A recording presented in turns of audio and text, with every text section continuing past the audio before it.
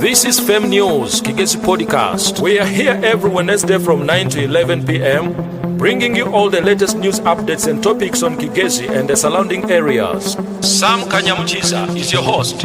We have discussions on governance, business, culture, and events. Stay tuned, don't go away.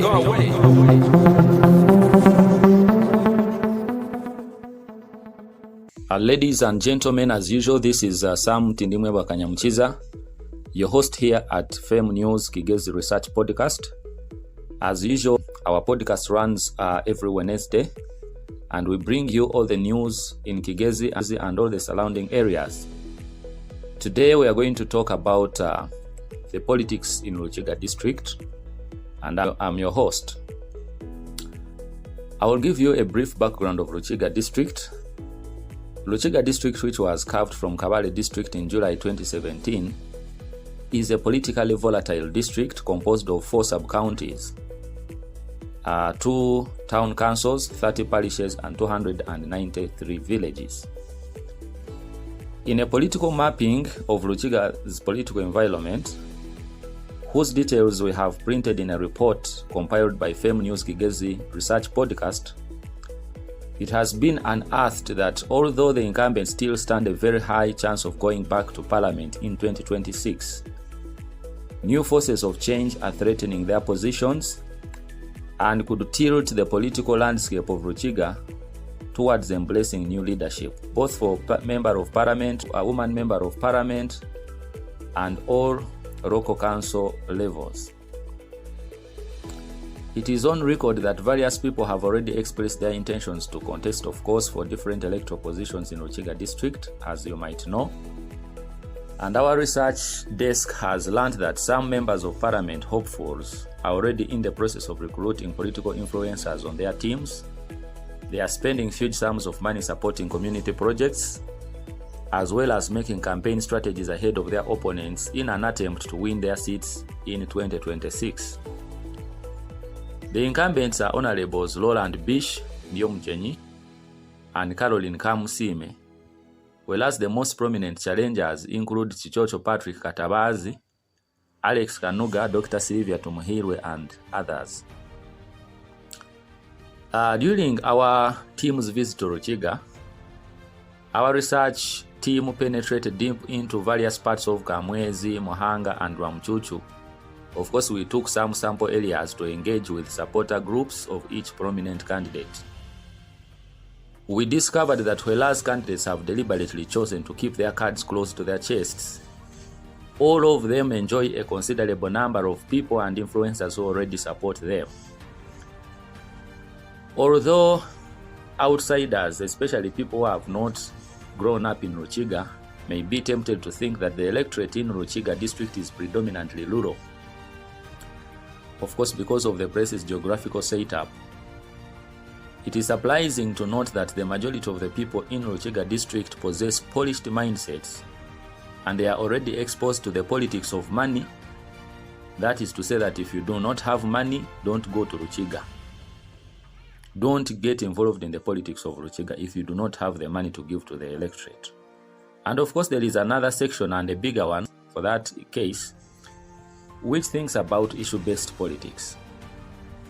For example, we interacted with many groups of people who were arguing in terms of development both for the district and their families. And according to these many groups, the poor road networks and shortage of water sources concern them about their district.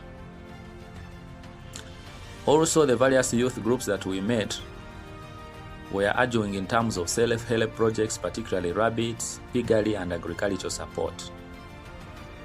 There are other youth groups who think in terms of events management, like catering services and equipment hire. And also there are those who are excited about improving games and sports in the area. Rukiga has been a sports hub for the region because of the many young footballers who come from the region, especially in Paro, in Chihanga. Some of them have progressed to as far as playing for the regional sports teams like the Kigezi Homeboys, Chihanga. There was a boy known as Chihanga.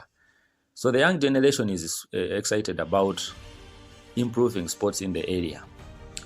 About the challenges of poor water sources and unhygienic water, lack of access roads to communities, and church infrastructure, the incumbents Honorable Roland Yomjenyi and Caroline Kamusime have already supported tremendous efforts to revamp the existing boreholes, of course also adding other new ones.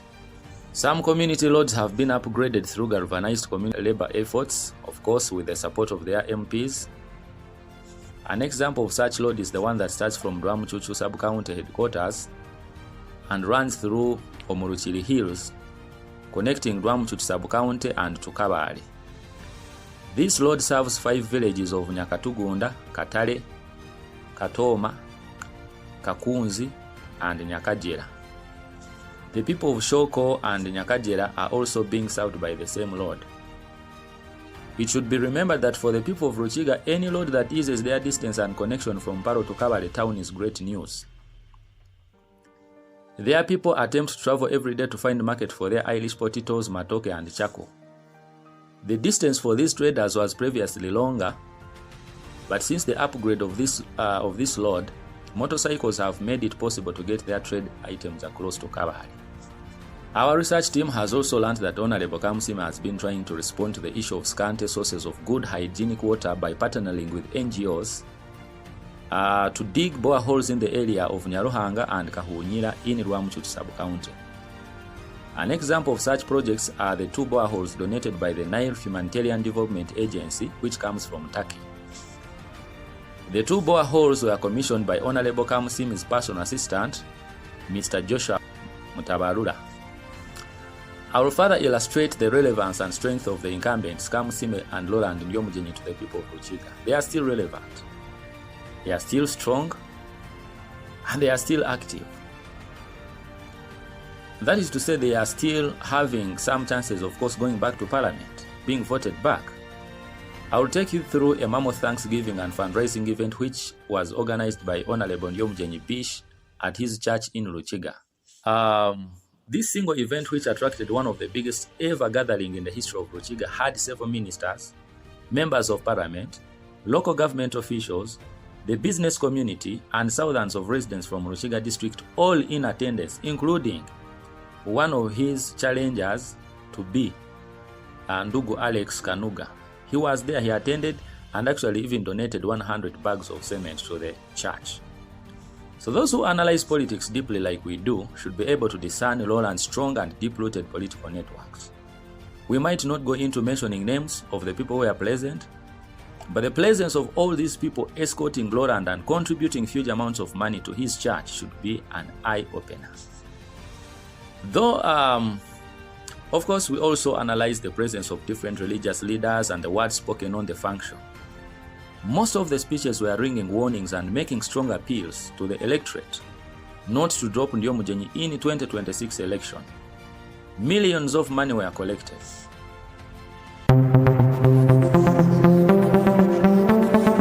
This is Fem News, Kigezi Podcast. We are here every Wednesday from 9 to 11 p.m. bringing you all the latest news updates and topics on Kigezi and the surrounding areas. Sam Kanyamuchiza is your host.